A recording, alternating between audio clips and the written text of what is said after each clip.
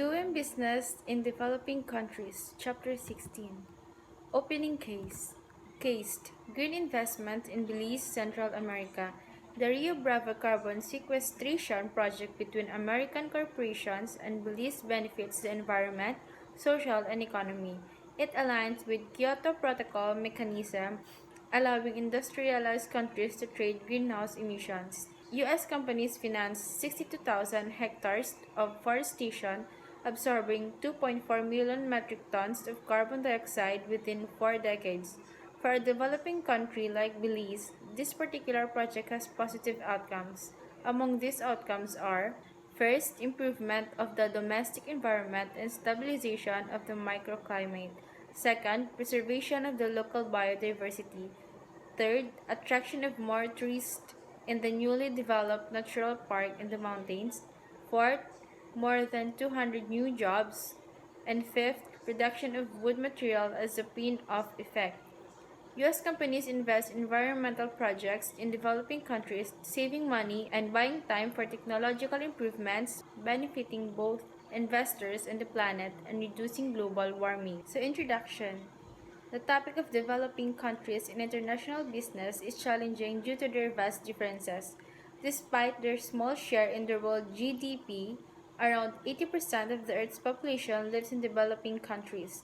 With other 5 billion people speaking hundreds of languages and dialects, these countries have a diverse economy with vast natural resources and favorable climate conditions. Business opportunities exist in every country, which some countries like China, India, Mexico, and Brazil making substantial industrial progress. However, these countries have complex and often unfavorable business legislation, bureaucracy, lack of infrastructure, current change problems, and limited market demand. First is the classification of the developing countries. The World Bank and UN categorize developing countries into low, middle, upper middle, and high income groups based on income per capita, but this approach overlooks other valuable natural resources like gold, silver, diamonds, and minerals.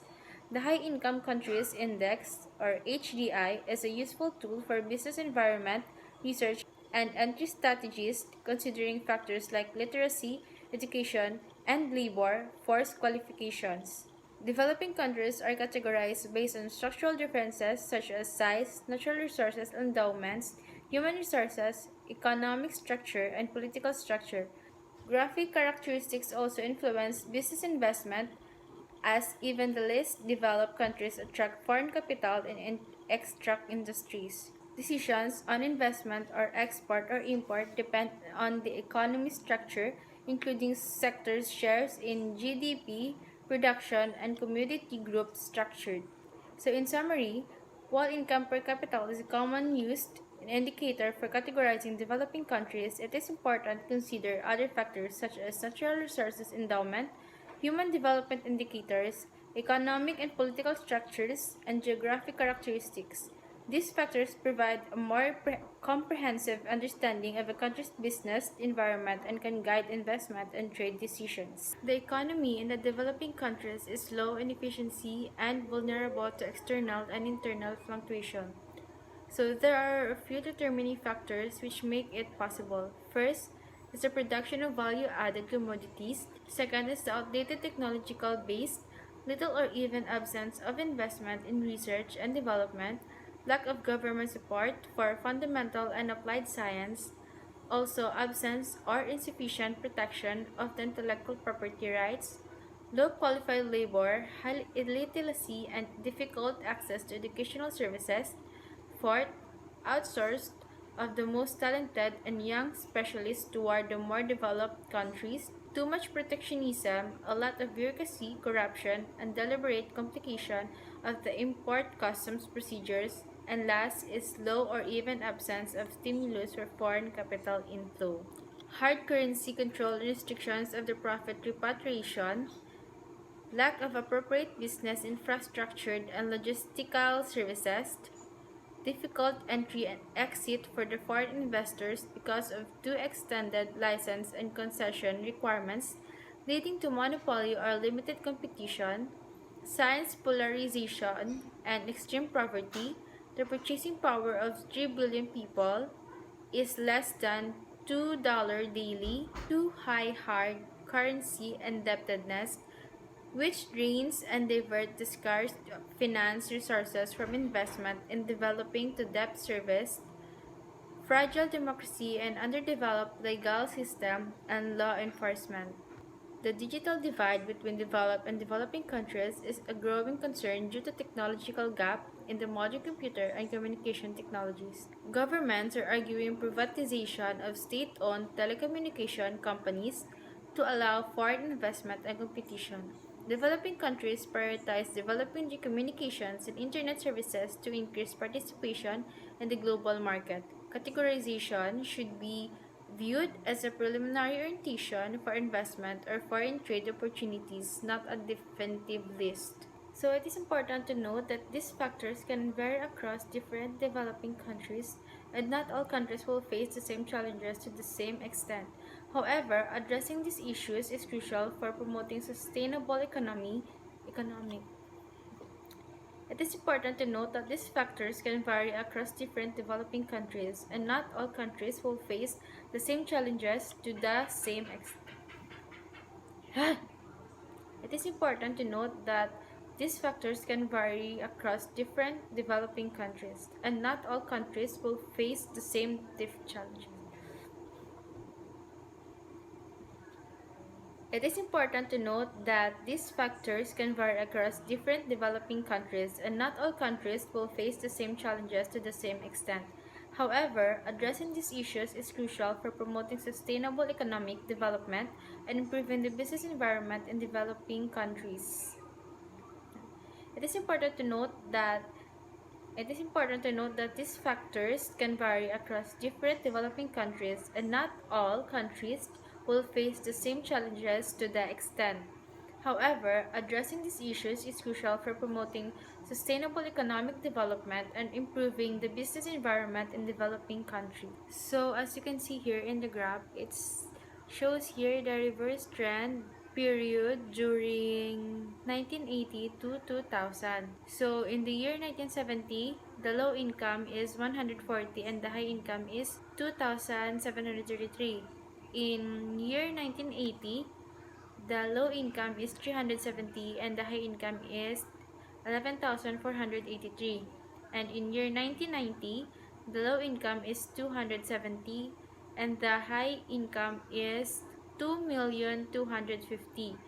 And in the year 2000, the low income is 211 and the high income is 2,007,591. So here in exhibit 16.2, as you can see, this is the human development in selected countries human development index with a maximum of 1.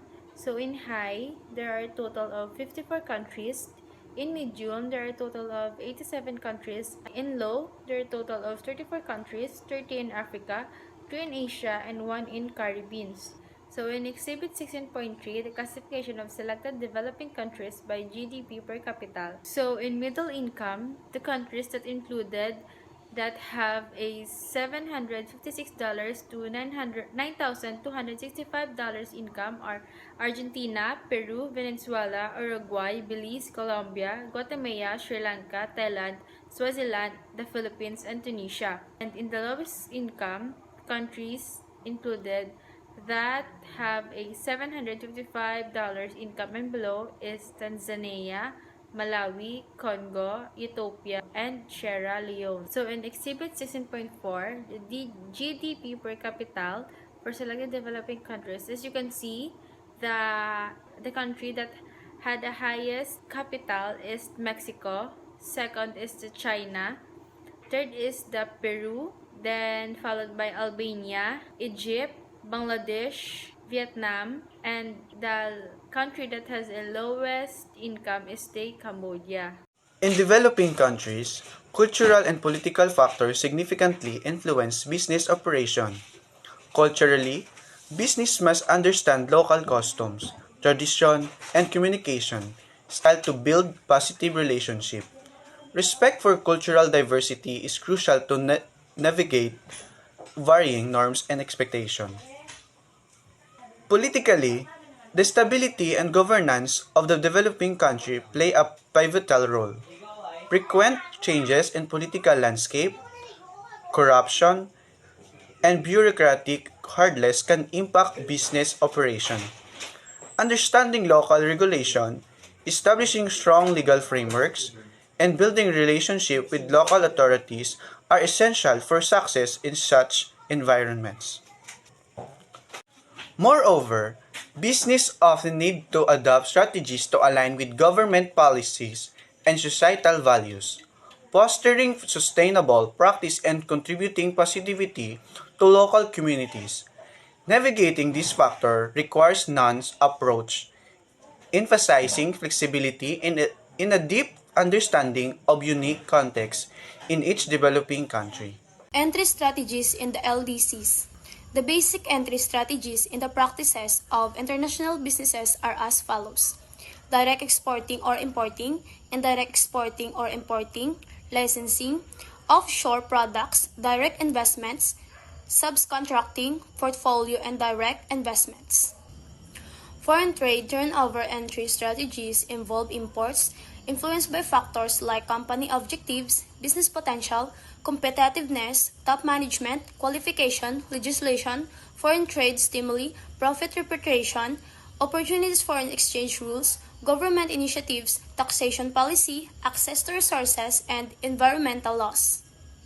Despite global market liberalization, entry condition remains uneven. Many development countries are members of preferential regional trade zones like Mexico, and AFTA direct investments in the best entry strategy for non-differentiated exports, eliminating barriers and allowing free entry. However, regional economic agreements may have advantage and disadvantage, such as higher protection in markets like India and China, lower imports tariffs, and lower warranties developed countries. Exporters often choose between direct or indirect exporting based on their business's environment and political factors. Some prefer a regional approach, exporting directly to their trade centers and using local intermediaries for exporting neighboring countries. This minimizes the disadvantage of establishing numerous trade offices in areas with limited market potential and optimized logistic expenses. PNG uses regionalized approach for Latin America, allowing them to introduce regional branding, use indirect exports to countries without their own representatives. Direct exporting to developing countries is often more difficult and expensive due to complicated import administrative procedures, bureaucracy, underdeveloped infrastructure, low population density, and unfair competition. SMEs can minimize risk and costs by using export intermediaries such as exports management companies or commission agents. The following are the factors to consider with the best entry strategy for developing countries. 1. Company's characteristics. The type of its products and services, the qualification and motivation of its management, export experience and possible contacts with businesses counterpartners in the host country, the availability of financial reserves for backing the higher risk of direct exporting. Number 2, the host country characteristics, export or import trade regime, types of government, government's trade and economic policy, government's foreign policy, favorability or restriction toward foreign business activities, availability and reliability of the existing distributive system, membership of regional custom or economic agreements, level of corruption. Foreign companies entering a country are often determined by commodity type, with direct exports more common for machinery and equipment. In developing countries, insufficient infrastructure can lead to complex investment or establishment of industrial parks, which provide raw materials, energy components, and services for production. However, local suppliers often cannot meet international quality standards, leading to high delivery risk and high prices. Industrial parks like Vietnamese Industrial Park, the Iranian Paradis Technological Park, in the Indian Waluj are effective solutions to logistical and industrial capacity problems in LDCs. Business readiness in developing countries depends on top management, qualification, and motivation, as well as factors like cultural differences, language barriers, lifestyle, crime levels, and personal risk. Direct entry requires substantial initial investments, including marketing research, business activities, and legal registration. Costa Rica, with a small population of 4 million, is aiming to become a regional center in the hardware and software industry. Interaction with the world market, forms, dependencies, and basic trends. The African Economic Group has not increased intra-regional trade in the sixth REC agreement with 90% to 95% of foreign trade with third parties. Factors contributing to this failure include political instability, ethnic tension, underdeveloped infrastructure, non-convertible currencies, bureaucracy corruption, and effective foreign trade policy. Priorities for regional cooperation should focus on infrastructure development and better coordinated macroeconomic policies. The following are the economic outcomes from the regional economic cooperation between the developing countries.